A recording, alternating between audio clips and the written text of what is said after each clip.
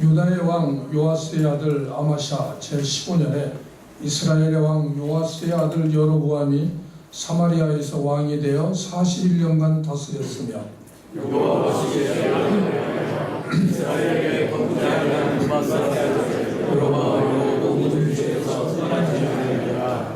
이스라엘 하나님 여호와께서 그의 종 가드헤벨 아미떼의 아들 선지자 요나를 통하여 하신 말씀과 같이 여로보암이 이스라엘 영토를 회복하되 하맛 어귀에서부터 아라바 바다까지 하였으니 여호와께서 이스라엘의 고난이 심하여 개인이 없고 노인자도 없고 이스라엘을 도울 자도 없음을 보시고 여호와께서 또 이스라엘의 이름을 천하에서 없이 하겠다고도 아니하셨으므로 요아스의 아들 여로보암의 손으로 구원하심이었더라. 다음에 요나서 4장 1절에서 11절 말씀입니다. 읽으시겠습니다. 요나가 명심하고 상대며 여호와께서 기도하여 이르되 여호와여 내가 고국에 있을 때에 이러하겠다고 말씀하지 아니하였나이까.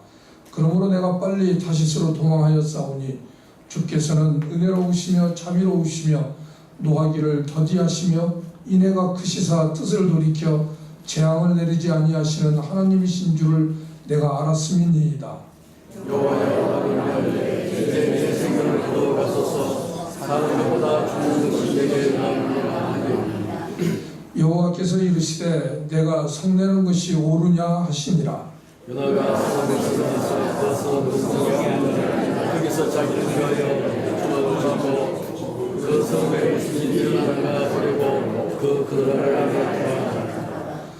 하나님 여호와께서 박넝쿨을 예비하사 요나를 가리게 하셨으니 이는 그의 머리를 위하여 그늘이 지게 하며 그의 괴로움을 면하게 하려 하심이었더라. 요나가 박넝쿨로 말미암아 크게 기뻐하였더니 하나님이 벌레를 예비하사 이튿날 새벽에 그 박농쿨을 발광하게 하시니라. 해가 뜰 때 하나님이 뜨거운 동풍을 예비하셨고 해는 요나의 머리에 쪼임에 요나가 혼미하여 스스로 죽기를 구하여 이르되 사는 것보다 죽는 것이 내게 나으니이다 하니라. 하나님이 요나에게 이르시되 내가 이 박농쿨로 말미암아 생명의 것이 어찌오느냐 하시니 그가 대답하되 내가 생명의 주가 되게 하자고 오르니라 하니라. 여호와께서 이르시되 내가 수고도 아니하였고 재배도 아니하였고 하룻밤에 났다가 하룻밤에 말라버린 이 박농쿨을 아꼈거든. 하물며 큰 성을 이루려면 사람을 분명히 못하는 자가 12만 명이요 가축도 많이 있나니 내가 지금까지 하시니라. 아멘. 이제 이준혁 강도사님께서 요나의 고백이라는 제목으로 말씀을 전해주시겠습니다. 많은 은혜의 시간이 되기를 바라겠습니다.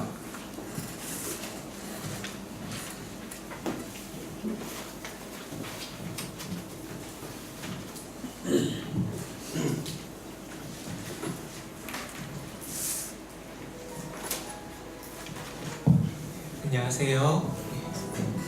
비가 오는 날 여러분들과 함께 말씀 나누며 또한 함께 예배 드릴 수 있어서 감사합니다. 오늘은 요나의 고백이라는 제목으로 신앙이라는 주제 6번째 시간으로 여러분들과 말씀을 나누려고 합니다.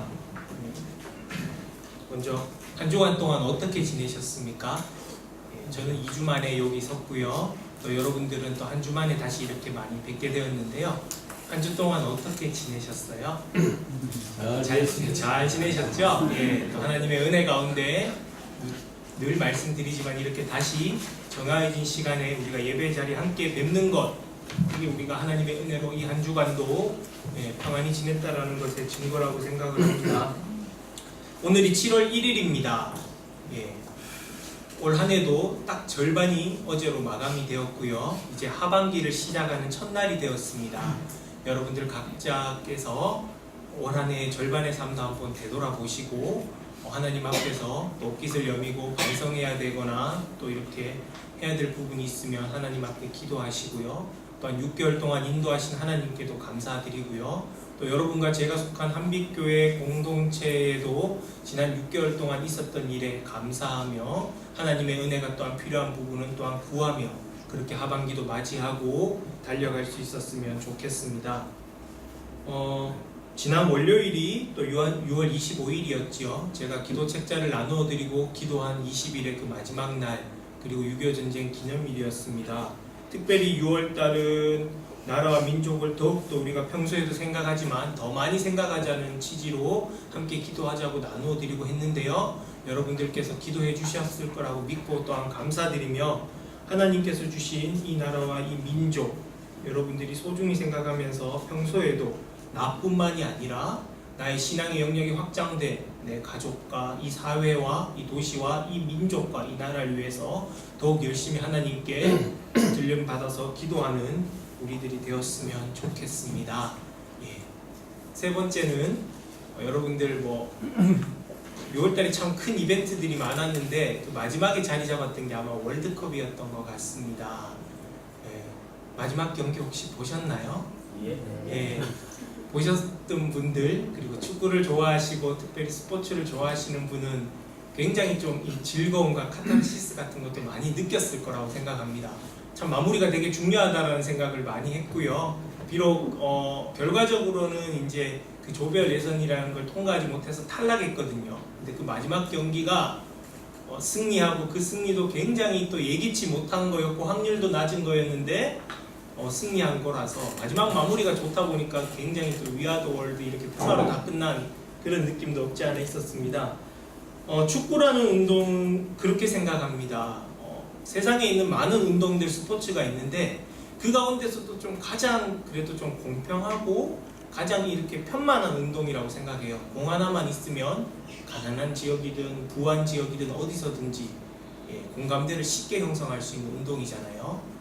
예를 들면 야구 같은 경우는 전 세계에서 그렇게 많이 하지 않습니다. 야구를 더 좋아하지만 그 다음에 승마나 이런 운동은 어느 정도 장비도 있어야 되고 돈이 있어야지 할 수 있는 약간 귀족풍의 스포츠잖아요. 골프도 그렇고. 근데 축구는 그렇지 않은 것 같아요. 선교사님들이 선교 현지에 나가서도 축구를 가지고 어떤 사람들과의 그 막힌 담을 여는데 많이 사용하고요. 실제로 월드컵이나 이런 대회를 보시면 그야말로 이제 민족적인 그런 것들, 나라에 대한 그런 것들도 확 올라오고 그런 것들을 느낄 수 있는 그런 것이라고 생각을 합니다. 그 가운데 좀 약간 저는 이제 이 축구를 보면서 해프닝이 하나 있었는데요. 무슨 해프닝이었냐면 그 사실 독일이라는 팀이 축구에 있어서 이런 말이 있습니다. 운동을 좋아하시는 분들은 이제 이런 이야기를 해요. 축구란 심판들까지 포함해서 25명이 열심히 90분간 뛰어다니다가 결국은 독일이 이기는 게임이 축구다. 뭐 이런 명언 같은 게 있어요. 그만큼 독일이 워낙 잘한다는 이야기죠. 이 나라가 얼마나 잘하냐 하면 원래 좀 약간 민족적 자존심도 센 나라잖아요. 한 번도 조별 예선에서 탈락한 적이 없습니다. 월드컵 본선에 나와서는. 우리나라가 처음으로 그걸 선사해 준 거예요, 마지막에. 그리고 80년 만에 굳이 따지자면 80년 만에 이들이 조별 예선에서 탈락을 했거든요. 근데 그 80년 전으로 돌아가면 여러분이 한번 산수를 계산해 보십시오. 1938년 독일이 그때 나치 독일 때였습니다. 2차 대전 일으키기 직전. 그때 탈락하고 80년간은 그야말로 우승, 준우승 반복했고 지난대 우승팀이고요. 하여튼 근데 우리나라가 탈락시켰다라는 거 그렇고요. 근데 이 재밌는 해석이 하나 있었습니다. 무슨 해석이냐면 우리나라가 왜 이겼냐, 투혼의 경기다, 여러 가지 이야기가 있었는데 그 한 할머니 분이셨는데요. 저도 이제 올라온 이야기를 이제 그걸 퍼서 이야기하는 거니까 제가 직접 본 건 아니지만 여러분이 축구를 보시고 눈썰미가 있는 분은 아시겠지만 축구 시작하기 전에 그 양쪽 국가의 국가들을 부르게 되어 있습니다. 독일과 한국과 경기할 때 우리나라가 먼저 그 애국가를 불렀고요. 우리나라 국가인. 그다음 독일의 국가를 불렀는데 여러분 축구를 보신 분은 아시겠지만 독일 국가가 찬송가입니다. 예, 하이든이 작곡한 그 음률에다가 독일은 자신들의 가사를 붙여서 독일 국가로 사용하고 있어요. 예, 이게 이제 유럽 쪽에는 기독교 문화가 중세부터 쫙 자리 잡았기 때문에 잉글랜드의 국가도 여러분이 들어보시면 피난처 있으니 우리 찬송가로 부르는 그 똑같은 곡입니다. 독일은 시온성과 같은 교회예요. 오늘 공교롭게 오늘 또 찬양으로 제가 예배 설교 찬양으로 준비했는데 한 할머니가 이제 축구가 끝나고 난 다음에 야야 이게 인터넷에 올라온 이야기입니다. 우리 축구 왜 이긴지 아냐? 애국가만 부른 게 아니라 찬송가도 부르고 했기 때문에 우리가 축구 이겼다 이렇게 이야기. 이게 무슨 말인지 몰랐잖아요. 근데 내가 TV를 보다 보니까 애국가도 부르고 찬송가도 부르더라 TV에서. 아무 말 대잔치인데 그냥 여러분 흥미로 한번 들어보시기 바랍니다. 그게 찬송가였지만 사실은 독일 국가였습니다. 그렇고요. 예, 오늘 본문은 두 군데입니다. 제가 의도적으로 이 본문을 준비했습니다. 보시면 열왕기하 14장 23절에서 27절까지의 본문과 더불어서 구약 뒤편에 있는 선지서 요나서의 본문을 4장 같이 준비했습니다. 제가 일전에 한번 말씀드린 적이 있죠. 성경 통독, 하나님이 우리에게 주신 유일한 진리의 말씀, 이 땅에 새겨놓으신 하나님의 우리를 향한 마음, 성경 말씀을 우리가 열심히 읽고 즐겨 읽어야 되는데 그 가운데서 하나의 아쉬움이 있다면 우리가 성경 통독이라는 것을 의지를 가지고 계획을 세워서 할 때 우리가 무의식 중에 차례대로 읽게 된다. 근데 그 차례대로 읽게 되다 보면 성경이 말하는 메시지들이 좀 이렇게 잘 안 들릴 수 있는 가능성도 있다. 왜냐하면 성경이 분류대로 되어 있기 때문에 여러분들이 성실하게 순수한 마음으로 창세기부터 구약 성경을 말라기까지 읽다 보면 차례대로 읽게 되잖아요. 그런데 뒤에 배치되어 있는 이 선지서들은 분명히 역사적인 시점을 가지고 이 역사서의 어느 한 맥락에서 분명히 이루어진 이야기입니다. 그렇다면 저는 맥락을 알고 읽으면 훨씬 더 잘 읽힌다. 예, 그렇게 말씀을 드렸었고요. 저는 그거에 대해서 굉장히 소중하게 생각하고 있기 때문에 저 나름대로는 그 이제 역사서에다가 선지서를 재배치해서 시간적인 순서대로 이렇게 분배해서 우리가 함께 읽자. 뭐 이렇게 청년부 때는 그런 것도 했었습니다. 마찬가지입니다. 오늘 이 요나라는 선지자가 쓴 요나서의 말씀도 어느 한 맥락이 있습니다. 하나님께서 요나라는 사람을 부르셔서 그 시대에 사용하시고 하나님의 음성을 들려주셨는데 그 음성이 나온 전후 맥락과 하나님이 요나를 통해서 전달하고 하는 그 메시지가 도대체 어떤 시대적인 배경을 가지고 있는지 역사서의 그 시대의 흐름으로 가서 같이 준비해 본 것입니다. 성경 통독 할 때도 여러분이 이렇게 하시면 좋을 것 같습니다. 그러면 그 선지자가 한 그 메시지들이 더 하나님 아버지의 그 마음이 잘 전달될 겁니다. 시대적 맥락도 잘 보일 거고요. 결론은 요나는 오늘 이 열왕기하 14장 이 본문을 배경을 가지고 그의 하나님께서 주신 음성과 자신의 신앙 고백을 우리에게 던지고 있다는 겁니다. 자, 본문 들어가기 전에 또 마지막으로 하나 질문을 더 드리겠습니다. 여러분 간증 많이 들어보셨죠? 간증. 어떤 한 사람이 하나님께로 받은 은혜와 자신의 삶에서 경험했던 귀한 순간들을 정리해서 많은 사람들에게 자신의 경험을 은혜로 승화시켜서 나누는 게 간증이라고 생각합니다. 근데 여러분 좋은 간증이 어떤 걸까요? 이건 질문인데 지금 대답 안 하셔도 돼요. 설교 마치고 난 다음에 우리가 한번 답을 얻어보자라는 겁니다. 말씀 나누기 전에 질문을 먼저 미리 생각할 걸 하나 드리면 도대체 좋은 간증이란 뭘까? 좋은 간증이란 뭘까? 한번 이 질문을 한번 마음속에 담아보시기를 바랍니다. 자, 오늘 본문 들어가기에 앞서서 신앙 6번째 시간입니다. 리뷰를 하자면 제가 첫 스타트를 끊었던 게 5월달에 아브라함의 믿음으로 시작을 했었습니다. 믿음의 조상이라고 불리는 그 아브라함, 하나님을 믿는 믿음으로 양보할 수 있고 기꺼이 손해볼 수 있는 사람, 그리고 자신이 사랑하는 조카를 위하여서 그것을 자기 일로 여기고 기꺼이 거기에 끼어들고 그래서 책임지려고 하는 그 마음, 그리고 아브라함 신앙의 절정은 사실은 그 자신의 하나뿐인 아들, 하나님께서 선물로 주신 어쩌면 자신의 생명보다 더 귀한 아들조차도 하나님의 그 말씀에 순종하여서 어떠한 것을 계산하지 않고 그냥 하나님을 믿는 믿음 가운데서 바칠 수 있는 그 마음, 자신의 마음속 가장 깊은 곳에 하나님이 임재하고 있는 그 마음, 그게 아브라함의 믿음이라고 말씀을 드렸었고요. 그 다음에 요셉, 형통한 자 요셉, 언제나 하나님과 동행하여서 감옥에 있으나 총리일 때나 가정에 있을 때나 쫓겨났을 때나 언제 어디서든지 형통한 자로서 복을 유통하고 마침내 성실히 그렇게 살아내었을 때 그 마지막 순간에 하나님께서 자신의 인생을 향하여서 큰 구원을 이루시려고 하는 그 뜻을 발견하였던 그 요셉, 우리도 그런 형통한 사람이 되어서 언제 어디서나 하나님의 사람으로 든든히 서갔으면 좋겠다라는 말씀을 드렸었고요. 그 다음에 모세 같은 경우에는 온유한 사람이 무엇인지 여러분에게 신앙의 원리로 함께 나누어 보았습니다. 때로는 이스라엘 민족의 편에 서서 하나님 앞에 납작 엎드리고 자신의 일처럼 대신 책임지려고 하는 그 마음, 그리고 일평생을 통하여서 자신의 백성들에게 그 어그러지고 순종하기 어려워하고 불평하는 그 백성들에게 하나님 편에 서서 하나님의 말씀을 전달했던 그 모세, 그 모세를 통하여서 온유함을 한번 살펴보았었고요.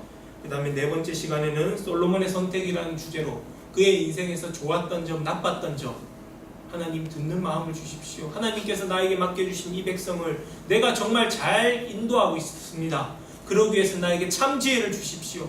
잘 들을 수 있는, 좌로도 우로도 치우치지 않고 잘 분별할 수 있는 마음을 주십시오라고 기도했던 그 솔로몬의 선택, 하나님이 얼마나 기뻐하셨고 하나님이 그에게 어떤 선물을 주셨는지, 그리고 그의 인생 중년으로 넘어가면서 그가 교만하여져서 하나님이 주신 선물이 자신의 인생이 되고 자신의 신앙이 되고 우상이 되면서 어떻게 망가졌는지, 그리고 그가 마지막 노년에 깨닫게 되어서 우리에게 주는 그 전도서의 교훈, 내가 일의 결국을 다 말한다. 하나님만이 우리 인생의 유일한 구원자이시니 그를 경외하고 그를 따라라. 하나님은 모든 은밀한 중에 하는 모든 일까지도 반드시 심판하시는 구원자로 우리에게 임하실 것이다. 솔로몬을 통하여서 인생의 쓴맛, 단맛, 그 다음에 희노애락을 다 경험하고 우리 인생의 본분이 무엇인지 한번 생각해 볼 수 있었으면 좋겠다는 말씀 나누었었고요. 지난 시간에는 엘리야와 엘리사의 믿음을 통하여서 하나님께서 선지자들을 이스라엘 백성들에게 보내셔서 어떠한 일을 하셨는지를 나누어 드렸었습니다. 선지자들이 등장하고 활동을 시작하고 수많은 기적들이 일어난다는 것은 역설적으로 그 시대가 하나님 보시기에 엉망으로 가고 있다는 것도 제가 분명히 말씀드렸습니다. 그때 엘리야와 엘리사를 통하여서 하나님 이스라엘 백성에게 한결같이 전하는 메시지, 내가 너희들의 유일한 구원자다. 내가 너희들이 영원히 따를 유일한 본향이다. 나에게로 오라. 다른 세상의 모든 것은 헛된 것이다. 엘리야는 나의 하나님은 야훼 여호와이시다. 엘리사는 나의 하나님은 구원자이시다. 그래서 결론은 뭡니까? 하나님만이 우리의 구원자가 되신다는 것을 그의 이름 그대로 그들은 사역을 통하여서 증명하고 우리에게 말해 주었습니다. 자, 그리고 오늘 본문까지, 이제 오늘은 요나의 이야기를 할 건데요. 엘리야와 엘리사가 그렇게 열심히 사역을 했습니다. 그러나 이스라엘 백성들이 돌아오지 않았어요. 결론적으로 하나님께 온전히 납작 엎드리지 않았어요. 중요한 순간, 아예 이스라엘 민족의 역사가 끝날 것 같은 순간 엘리야가 그 변곡점에서 돌이켰지만, 그러나 그들의 방향은 여전히 하나님 보시기에 악한 길로 가고 있었습니다. 엘리사가 열왕기하 10장, 11장쯤에 보면 이제 아마 엘리사가 하나님께로 부름받는 장면이 나올 겁니다. 예. 그리고 나서 자, 여러분 보십시오. 엘리야도 하나님의 품으로 올라가고 엘리사도 그의 사역을 그렇게 하고 돌아가고, 그랬지만 돌아오지 않는 이스라엘 백성, 여러분 하나님의 심정이 어떨지 한번 생각해 보셨으면 좋겠습니다. 12장, 13장, 14장 올라오면서 여러분 하나님께서 엘리사를 통해서 엘리사가 예후라는 사람에게 기름을 부어서 아합의 그 왕조를 다 끝장내버리고 예후를 새롭게 하나님께서 이스라엘 왕조, 북이스라엘의 왕으로 세우셨어요. 근데 그 예후도 얼마 가지 못해서 하나님께로 나오지 않고 엉뚱한 방향으로 갑니다.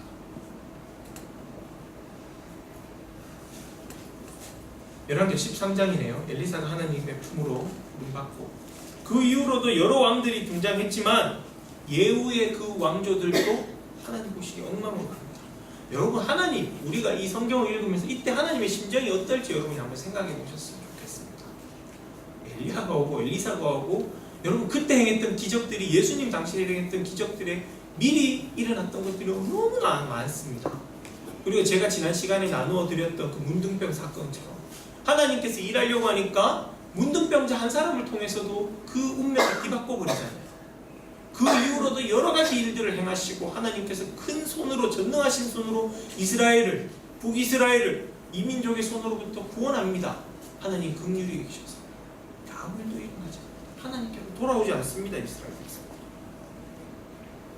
바로 그때에 그런 상황에서 하나님의 그 심정들 여러분이 한번 추정해 보시고요.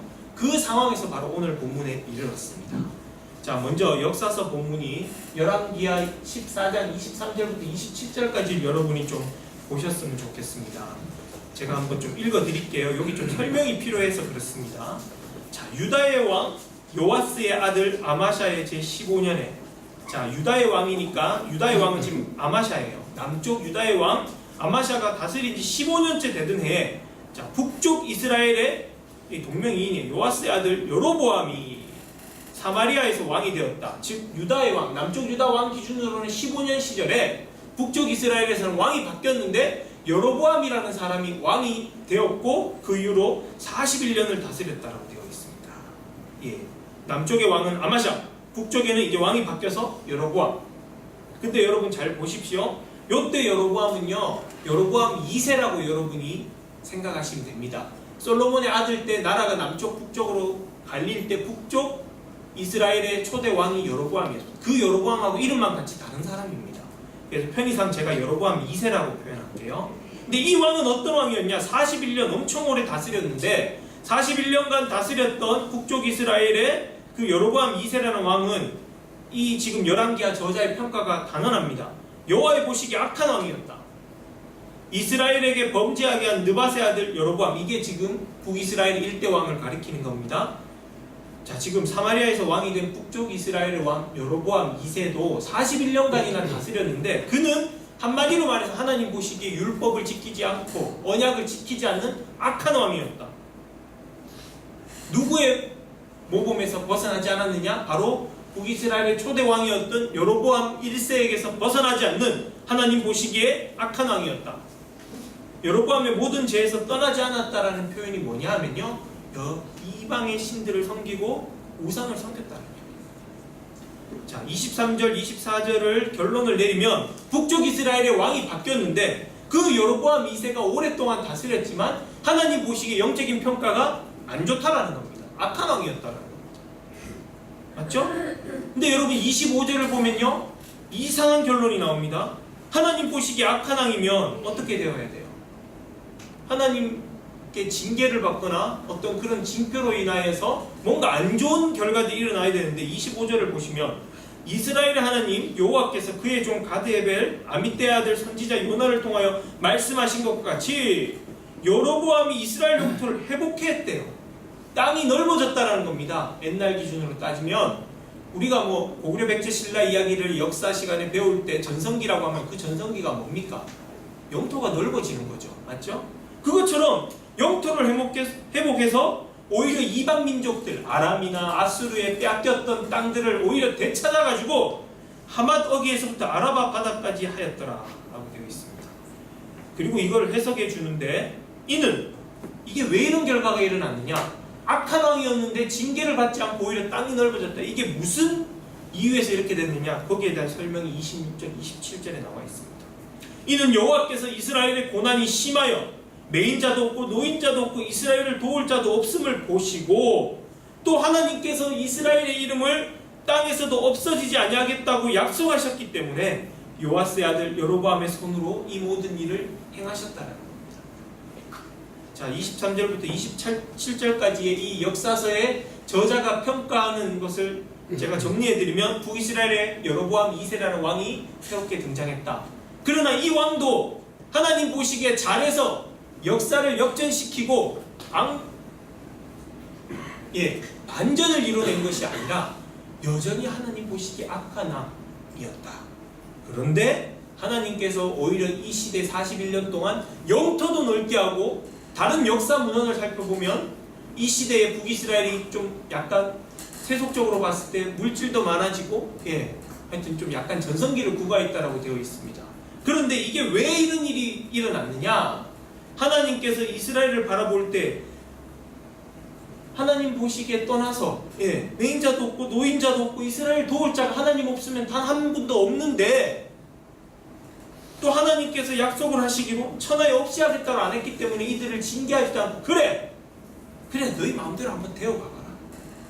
하나님께서 그냥 물질의 복만 주셨다는 거예요. 영적인 문제가 해결되지 않았는데 이게 지금 이스라엘이 하나님 보시기에 언약을 잘 지키고 잘해서 복을 받고 형통하고 이렇게 영육 간의 강건한 복을 받은 게 아니라 그래 물질의 복이라도 한번 받아봐 라고 하면서 이런 결과가 이루어졌다라는 겁니다.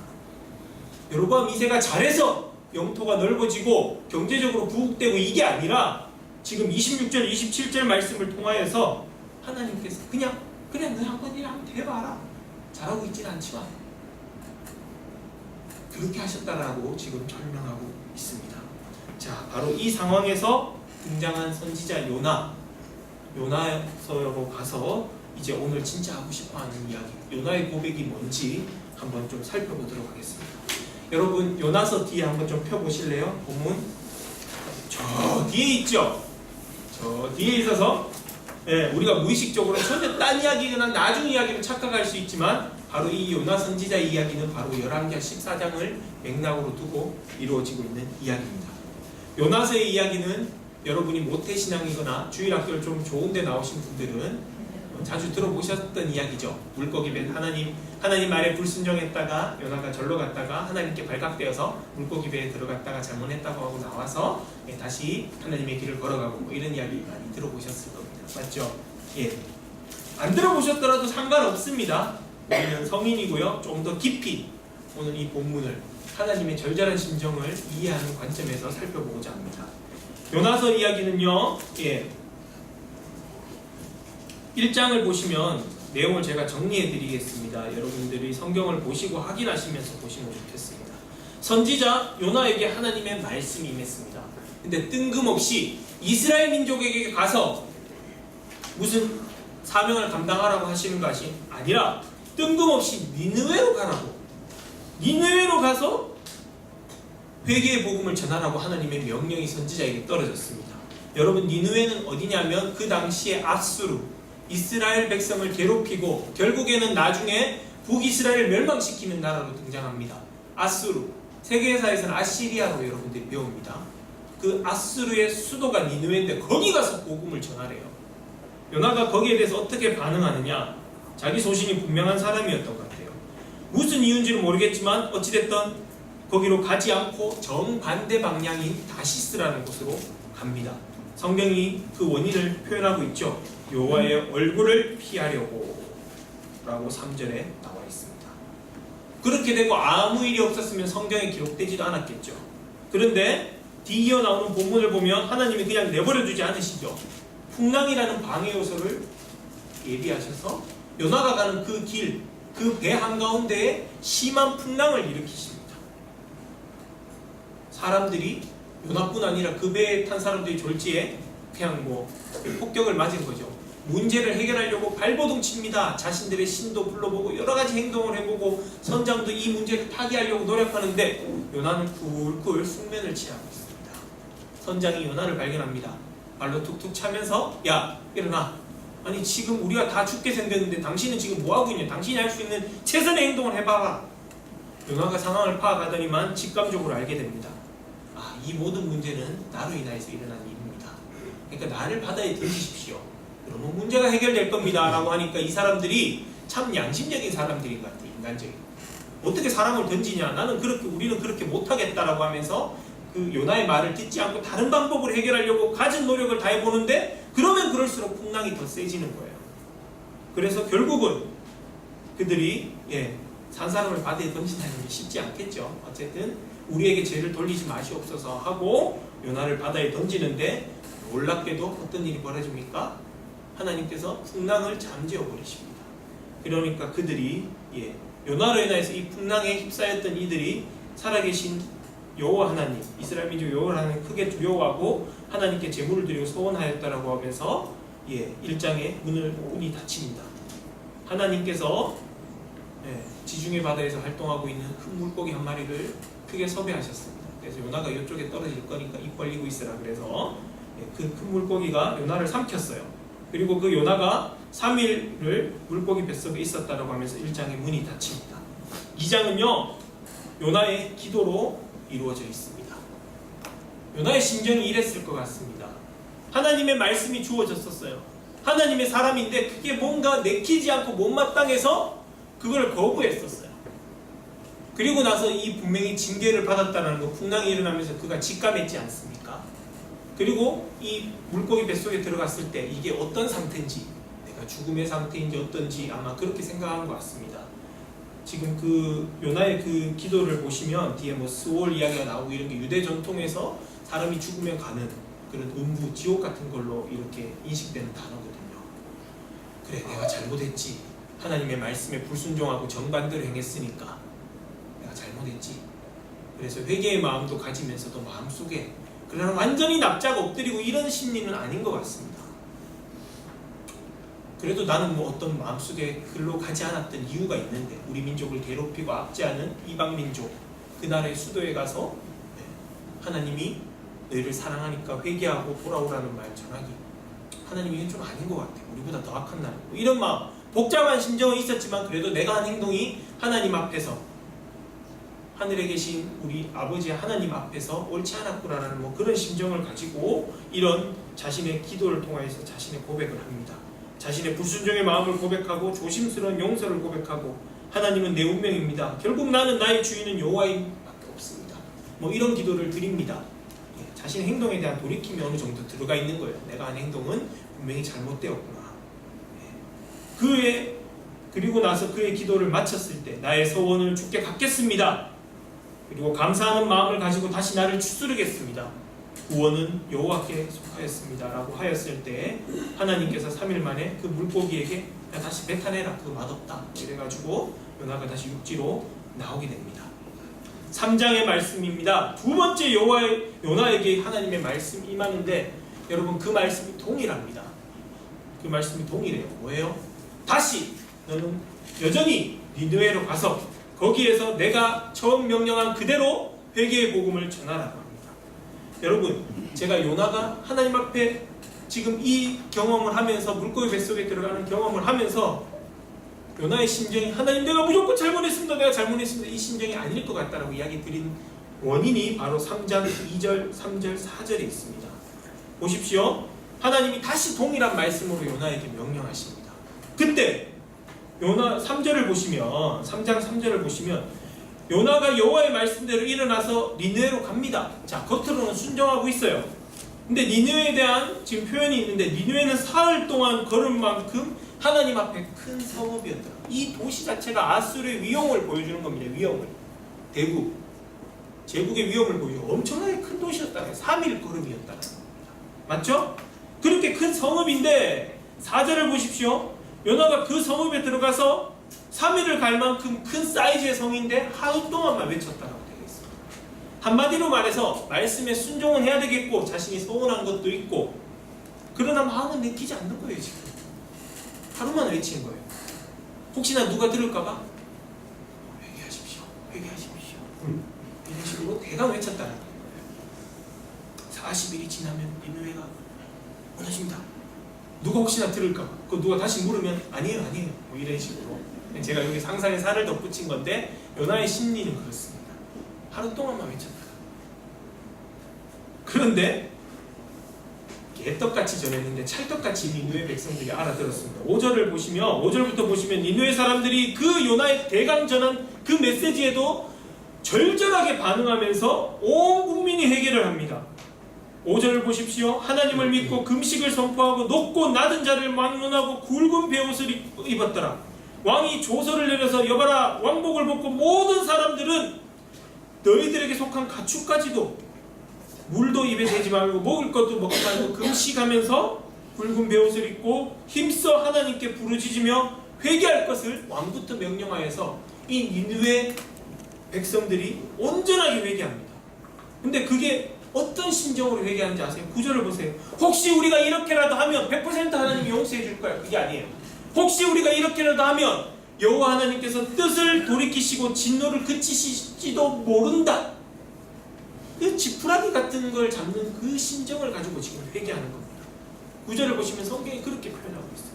그렇게 온전하게 회개하니까 여러분 10절에 어떤 결과가 나왔습니까? 하나님이 그들의 행한 것, 곧 그 악한 길에서 돌이켜 떠난 것을 보시고 하나님께서 뜻을 돌이키사 그들에게 내리리라고 말씀하신, 요나를 통해서 말씀하신 그 재앙을 내리지 아니하였다고 되어 있습니다. 이방 민족인 아수르의 수도 니느웨의 백성이 왕부터 시작해서 온전하게 회개하고 요나가 대강전한 그 말씀에 절절하게 반응하고 철저하게 회개하니까 인자하시고 오래 참으시는 은혜로우신 하나님께서 그 뜻을 돌이키셔서 그들에게 재앙을 내리지 아니하였다고 되어 있습니다. 자, 그리고 요까지 하셨어야지 바로 오늘 이 본문이 요나서로 와서 이제 이야기를 할 수 있습니다. 이 일에 하나님께서는 뜻을 돌이켰고 니느웨는 심판을 면하고 구원을 받았고, 다 위아더 월드 같은데 기분이 안 좋은 사람이 한 사람이 있습니다. 누굽니까? 대강전했던 요나예요.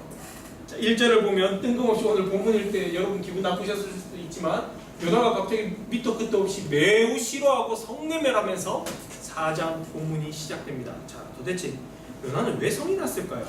왜 성이 났을까요? 앞에 것을 봤으면 여러분이 어느 정도 짐작할 수 있죠.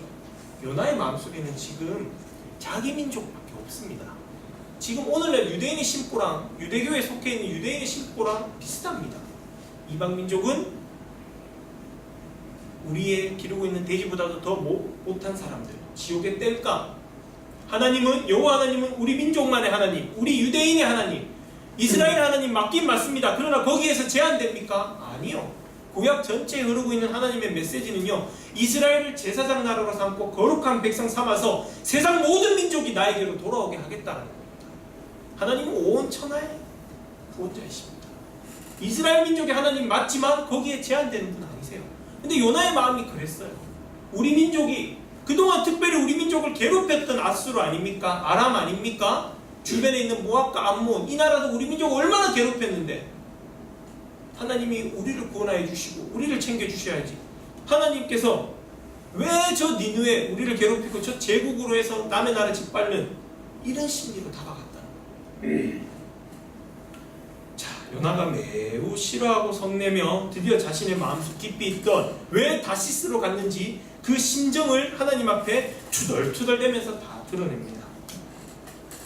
제가 여러분 요 버전을 좀 재미있게 하기 위해서 여러분 혹시 2003년도에 방영되었던, 사실 우리나라의 드라마 페인이라는 드라마를 용어를 처음으로 가져왔던 퓨전 사극이 하나 있습니다. 혹시 다모라고 들어보셨는지 모르겠는데요. 그 드라마에 보면 사극임에도 불구하고 그 말투가 굉장히 좀 달달하고 달콤하고 해서 많은 이제 여자 시청자들 이렇게 이제 심쿵하게 만들었던, 그리고 많은 페인들을 만들었던 드라마인데요.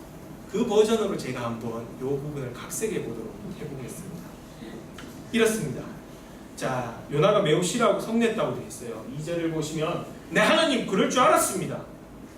내가 고국에 있을 때도 그래서 말씀하지 않았습니다. 내가 이렇게 할 줄 알았습니다. 그래서 내가 이게 싫어가지고 하나님 도대체 무슨 생각하고 계시는 겁니까? 우리 민족을 그렇게 괴롭히는 아수르인데 내가 그래서 다시스로 도망간 겁니다. 내 하나님 이럴 줄 다 깨뜨려 보고 있었습니다. 주께서는 은혜로우시고 자비로우시고 노하기를 더디하시며 인애가 크시사 뜻을 돌이켜 재앙을 내리지 않는 허물허물하고 그냥 잘 용서해주는 그냥 허허 할아버지 같은 분인 줄 내가 알고 있었습니다. 뭐 이렇게 지금 반응하는 겁니다. 하나님께서 요나에게 말씀하십니다. 이게 다모 버전이에요. 네가 기분이 나쁜 것이냐? 무엇이 기분이 나쁜 것이냐? 요나가 말하죠. 원하건대 이제 차라리 나는 이걸 두 눈 뜨고 못 보겠습니다. 하나님 내 생명을 거두어가 주십시오. 그냥 내가 지금 사는 것보다 죽는 게 더 낫습니다. 내가 이 꼴 보려고 지금 선지자입니까? 뭐 이런 식으로 지금 3절에 반문하는 겁니다. 네가 성내는 것이 옳고 합당한 것이냐? 이렇게 하나님 다시 물으신다. 예. 그리고 나서 하나님 앞에 투덜대고 요나가 어디로 가느냐? 하나님 이렇게 말하고 난 다음에 진짜 니느웨 성이 어떻게 되는지 한번 지켜보려고 뷰가 좋은 데로 올라갔습니다.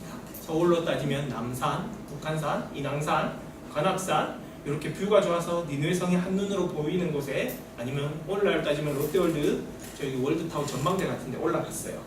5절에 보시면 요나가 성읍에 나가서 동쪽에다가 자기를 위하여 초막 하나를 짓고 그 성읍에서 하나님이 어떻게 하시는지 지켜보겠다고 올라갔습니다. 우리 하나님께서 그 요나의 그 머리를 위하여서 추정컨대 아마 대머리였나 봅니다. 그래서 광동쿨을 예비해서 뜨거운 햇빛을 가려줬어요. 그러니까 또 요나가 좋아가지고 웃으면서 괴로움을 면하게 되었다고 하면서 그 박농쿨로 인하여서 햇빛이 자기 머리에 오지 않고 뜨겁지 않아서 매우 좋아합니다. 매우 좋아하는데 하나님이 또 박농쿨만 준비한 게 아니라 어디서 벌레 한 마리를 차출하셔서 이튿날 새벽에 그 좋았던 박농쿨을 다 갉아먹게 하셨어요. 그러니까 아침 하루가 이틀 지나고 해가 뜰 때 하나님이 뜨거운 동풍까지 예비하셔서 박농쿨을 이미 벌레가 갉아먹었고 뜨거운 동풍이 불고 해가 머리에 쪼이니까 요나가 또 똑같은 말을 합니다. 멘붕 상태가 와서 내가 스스로 죽기를 구하면서 내가 사는 것보다 죽는 게 낫습니다. 내가 사는 것보다 죽는 게 낫습니다. 이러는 겁니다. 하나님이 요나에게 말씀하시는 겁니다. 9절 보십시오. 네가 성내는 것이 합당하다고 하였느냐 이러면서 박농쿨로 말미암아 이제 네가 성내는 것이 합당하냐, 박농쿨이 없어졌으니까 네가 성내는 거 합당하냐 이렇게 묻는 거죠. 요나가 대답하는데 내가 성내서 죽어도 내가 옳습니다. 합당합니다. 뭐 이렇게 대답하는 거야. 잘 들어보거라. 네가 그 박농쿨을 네가 만든 것이냐, 네가 어떻게 노력을 구해서 한 것이냐, 네가 수고한 것도 아니지 않느냐, 네가 재배한 것도 아니지 않느냐. 하룻밤에 났다가 하룻밤에 말라버린 이 박농쿨도 네가 그리 소중히 아끼면서 네 분신인 것처럼 아끼며 소중히 여기는데 네가 한번 잘 생각해보거라. 저 이 성읍 니느웨에는 좌우를 분별하지 못하고 무엇이 옳고 그른지 몰라서 죄와 악도 모르고 죄에 빠져서 분별치 못하고 죽어가야 되는 자가 12만 명이나 된다. 거기에 속한 가축도 수없이 많다. 이런데 내가 이들을 아끼는 것이 옳지 않겠느냐. 네가 한번 잘 생각해보거라 라고 하면서 요나서 4장의 문이 닫힙니다. 사랑하는 여러분, 이제 말씀을 정리하고 마무리 짓겠습니다. 여러분, 제가 서두에서 질문을 드렸죠. 간증. 여러분, 어떤 간증이 좋은 간증인 것 같아요? 딱 두 가지 관점에서는 두 가지 간증이 있는 것 같습니다. 그 간증을 듣고 났을 때 야, 저 사람 대단하다. 저 사람 대단하다. 라고 남는 간증. 그 간증은 좋은 간증이 아니라고 생각합니다. 여러분, 진짜 좋은 간증은요, 그 삶 속에 자신의 삶 속에 특별하게 하나님이 간섭하셔서 하나님이 놀라운 일을 행하신 것, 그래서 하나님이 드러나고 나는 참 부족했구나, 연약한 자였구나, 나는 이렇게 하나님의 뜻을 헤아리지 못한 어리석은 자였구나, 그렇게 하나님이 드러나는 간증이 좋은 간증입니다. 요나서는 어떻게 보면 여러분 간증입니다. 지금 이거 누가 썼습니까? 요나가 썼어요. 자신의 심정, 내가 옳다라는 거 생각 가지고 그것을 하나님께 내어드리지 못하고 하나님의 말씀에 순종하지 못하고, 그러나 하나님이 한 번 기회를 더 주셨을 때도 여전히 마음속 깊은 곳에는 하나님에 대한 불만을 가지고 제대로 순종하지 못하였는데, 하나님께서 니느웨의 백성들도 구원하셨지만 요나의 관점에서 보면 요나와도 인격적으로 만나주셔서 요나의 그 어리석었던 생각, 짧았던 생각을 하나님께서 완전히 업사이드 다운해서 바꿔주신 겁니다. 지금. 그리고 요나는 자신의 내가 이런 사람이었다, 내가 내 민족밖에 생각하지 못하고 내 짧은 생각으로 하나님을 제한하려고 했고, 내가 순종할 수 있는 부분만 하나님께 순종하였던 내가 이렇게 선지자였지만 한없이 부족한 사람이었다. 그런데 하나님께서 나를 인격적으로 만나주셨고 친밀하게 대화해 주셨고 나를 이렇게 매 순간순간 바꿔주셔서 이렇게 해주셨다. 자신의 부끄러운 치부를 드러내면서 하나님의 높고 위대하심을 드러내면서 그 하나님이 자신에게 어떻게 인격적으로 다가와 주셔서 바꾸어 주셨고, 하나님이 어떤 마음으로 자신뿐 아니라 이 민족과 온 세계를 이끌어 가시는지를 보여주는 겁니다. 철저히 자신을 낮추고 자신이 있는 모습을 낱낱이 그대로 까는 간증입니다. 사랑하는 여러분, 진짜 좋은 간증은 뭔지 아세요? 요나의 이 고백처럼 나는 한없이 낮아지고 나의 가운데 역사하신 하나님을 한없이 높이는 간증, 그게 바로 진짜 좋은 간증입니다. 어떤 사람을 대하고 어떤 사람의 이야기를 들을 때 그가 한없이 잘났고 그가 한없이 대단하고 자기를 높이려고 하는 거고, 우리 예수님도 그런 적 단 한 번도 없습니다. 자기를 낮출 때 하나님께서 높이시고 하나님께서 일하시고 공백이 생기는 거예요. 진짜 좋은 간증이 뭔지 여러분이 잘 생각해 보시고, 여러분도 삶을 살아가시면서 나의 삶을 통해서 역사하신 하나님만을 높이고 나는 한없이 연약하고 부족한 점을 끊임없이 드러내는 그런 겸손한 사람 되시기를 바랍니다. 자, 그리고 여러분, 오늘 이 고백을 통해서 알 수 있는 하나님의 모습을 한번 생각해 봤으면 좋겠습니다. 구약 성경에 드러나 있는 하나님, 그 하나님은요, 구약이나 신약에서나 동일하게 인격적인 하나님이고 우리와 대화하기를 원하시고 친밀하게 우리의 눈높이를 맞춰주신 하나님임을 여러분이 깨달으셨으면 좋겠습니다. 우리가 은연중에 하는 착각 중에 하나가 뭐냐면 구약에서 하나님이 뭐 잔인하다 아니면 되게 어마무시하다 뭐 이런 이야기를 많이 하는데요. 여러분 절절하게 사랑하기 때문에 그렇습니다. 그리고 구약 성경을 찬찬히 우리가 성실히 친밀하게 읽어보면요, 하나님의 자기 백성을 사랑하는 마음이 구구절절하고 애절하고 순결하게 드러나 있습니다. 얼마나 인격적인지 몰라요. 여러분이 요나서에 나타나 있는 하나님의 심정을 한번 보세요. 하나님이 얼마나 인격적이신 분인지. 이게 바로 기적입니다. 살아계신 온 모든 만물의 시작이신 그분, 스스로 존재하는 그분이 전능하시고 유일하신 구원자 되시는 창조주 하나님, 더구나 영원하신 하나님이 유한하고 작고 작은 자신이 직접 지으신 이 피조물을 위하여서 한없이 나다주시고 우리를 사랑하시는데 완전하게 사랑하신다는 것, 우리를 인격적으로 대하시고 우리와 눈높이를 맞춰주시고 우리의 아버지가 되시기를 원하신다. 이게 바로 세상에 존재하는 유일하고도 완전하고도 절대적인 기적입니다. 하나님은 어떤 분이시라고요? 그때나 오늘이나 동일하게 우리에게 눈높이를 맞춰주시는 인격적이신 분, 친밀하신 분, 여러분 반드시 기억하시길 바랍니다. 오히려 신약보다 구약에 그게 더 절절하게 들어가 있습니다. 예수를 모르는 안티크리스찬들 그냥 겉만 보고 구약의 하나님, 잔인한 하나님, 이상한 하나님 이야기하지만 그들이 성경을 온전히 읽고 사랑의 마음을 가지고 제대로 읽어보면요, 전혀 다른 인격적인 하나님 만나게 될 겁니다. 신앙은 또 무엇입니까? 오늘 이 본문을 통해서 생각할 수 있는 우리의 입장에서 신앙이란 나의 생각에 하나님을 가두는 것이 아니라 하나님의 생각에 내가 접붙인 대로 맞추는 겁니다. 오늘 요나를 보십시오. 내가 이렇게 어리석은 사람이었다. 하나님의 말씀을 받은 하나님의 사람, 예언자였지만 나 역시도 하나님, 내 마음속에 뜻 가는 대로 하나님을 가두려고 했고 내가 순종할 수 있는 부분까지만 순종하려고 했다. 그러나 하나님의 생각에 자신이 맞추고 마지막에 자신의 돌이킴을 고백하지 않습니까? 신앙은 뭐라고요? 은혜로 내가 하나님 앞에 변화되는 겁니다. 2008년도였나요? 사랑의 특세 때 제가 직접 가지는 않았습니다만 지난주에 우리 목사님께서도 잠시 언급했습니다만은 그 손양호 목사님의 그 따님 중에서 손동희 권사님이 오셨던 그 간증을 이제 듣고 이제 인터넷으로 듣고 그때 밑에 댓글이 달린 것 중에서 제 마음을 좀 때리는 그런 댓글이 하나 있었는데 어떤 사람이 자신의 고백인 거예요. 저는 오늘 새벽에 어떤 마음으로 갔느냐, 특세 한번 하면서 제가 요즘 돈도 좀 더 많이 벌고 싶고 좀 해결돼야 될 내 개인의 어떤 욕망 같은 기도 제목이 있어서 특세 때 기도하면 기도빨이 잘 받아서 응답받을 줄 알고 그런 마음으로 기도하러 갔다가 그 간증 듣고 내가 완전히 나의 교만했던 마음, 하나님을 이용하려는 마음이 깨졌다라고 고백을 하는 댓글을 봤습니다. 신앙이 그런 겁니다. 하나님 나를 위해서 뭔가 해줬으면 좋겠어요. 하나님 내 좀 이거 해주세요. 이런 마음을 가지고 우리가 하나님 앞에 나아갈 수 있습니다. 그러나 그렇게 나아갔다가 더 크시고 나보다 나를 더 잘하시는 그 주님 앞에 하나님의 그 크신 뜻 앞에 나의 모든 것이 산이 높고 그분 앞에 나의 모든 것이 깨어지는 것, 내가 그분 앞에 맞추게 되는 것, 그게 바로 신앙입니다.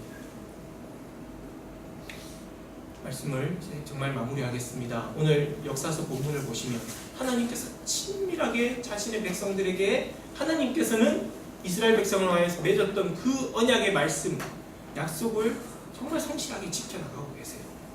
그러나 이스라엘 민족은 그렇지 않았어요. 솔로몬 이후로 나라도 갈리고 했지만 남과 북이 경쟁적으로 하나님 보시기 악한 길로 가고 우상을 숭배하고 하나님과의 언약을 지키지 않고 왕부터 시작해서 백성들이 하나님께서 엘리야를 보내고 엘리사를 보내고 그래도 변하지 않고 바로 그랬을 때 하나님께서 선택하신 제사장 나라로 선택하신 이스라엘 민족을 잠시 내버려두고 그의 선지자를 통하여서 이방 나라에 잠시 눈을 돌리게 하십니다. 그래 너희들 그래 원하는 대로 경제적으로 복을 받아봐봐. 땅도 넓게 해주고 부국하게 해줄게. 그리고 나서 요나야 너 저 나라 니느웨로 가서 아수르의 수도 니느웨로 가서 복음 한번 전해봐. 하나님께서 지금 그때까지 그 당시 시대까지 이스라엘 민족에게 행했던 모든 에너지의 10분의 1도 안 되는 에너지를 쏟았을 때 어떻게 되었습니까? 니느웨가 그 요나의 그 대강전한 그 복음에 철저하게 반응을 하고 하나님 앞에 돌이켜서 돌아옵니다. 여러분 구약의 교훈이 그겁니다. 하나님의 백성, 언약의 백성에게 하나님께서 얼마나 지고지순하게 노력을 다 하시고 온 진액을 다 쏟으시는데 이스라엘 민족은 오히려 시원치가 않아요. 그런데 그 옆에 있던 가나안의 기생 라합이 하나님 앞에 상천하지 하나님이라고 고백하고, 이방 여인 모압의 여인 루시 그 어머니를 따라오면서 그 신앙 고백 같은 고백을 하고, 군대장관 나아만이, 적국의 군대장관 나아만이 오히려 엘리사를 통해서 문둥병의 고침을 받고 온전하게 하나님 앞에 돌아온 일들이, 이방 민족을 통하여서 오히려 하나님이 높아지는 그런 아이러니한 일들이 벌어지는 겁니다. 사랑하는 여러분, 하나님은 우리를 사랑하시고 구약시대의 유대인들을 사랑하시고 이스라엘 민족을 사랑하셨고 선택하신 그 하나님, 이스라엘 민족 사랑하십니다. 변하지 않습니다. 그러나 동일하게 하나님은 이스라엘 민족만을 사랑하는 분은 아니십니다. 세상 모든 민족을 사랑하시고 창조하셨고 포기하지 않으시고 구원하기를 원하시는 그 하나님의 마음을 저와 여러분들의 마음속에 새겼으면 좋겠습니다. 오늘날도 마찬가지입니다. 하나님 저희들 사랑하셔서 먼저 저희들을 하나님의 자녀로 부르셨고 우리를 교회 공동체로 세워주셨습니다. 이것은 우리만 잘 되라고 한 것은 아닙니다. 우리는 먼저 하나님께 부름받은 사람임을 저희들이 기억했으면 좋겠습니다. 아직 하나님을 모르는 이 세상을 향하여서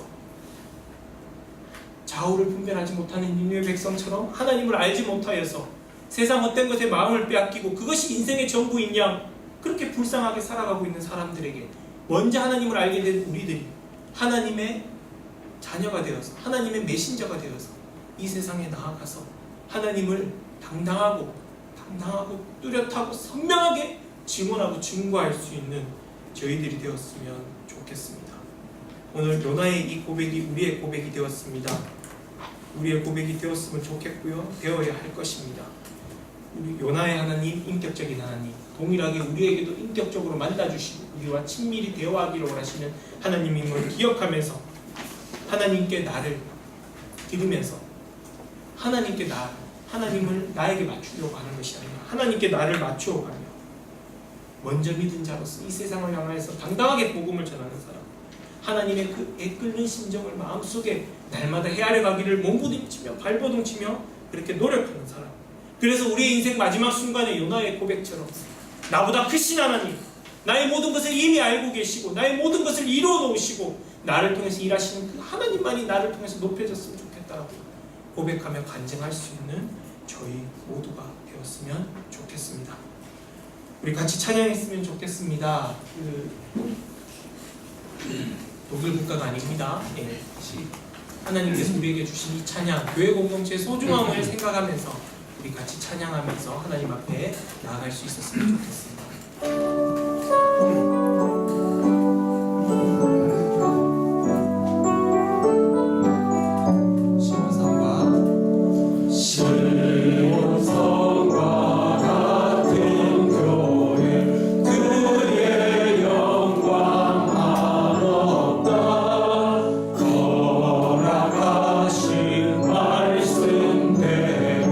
주가 친히 세워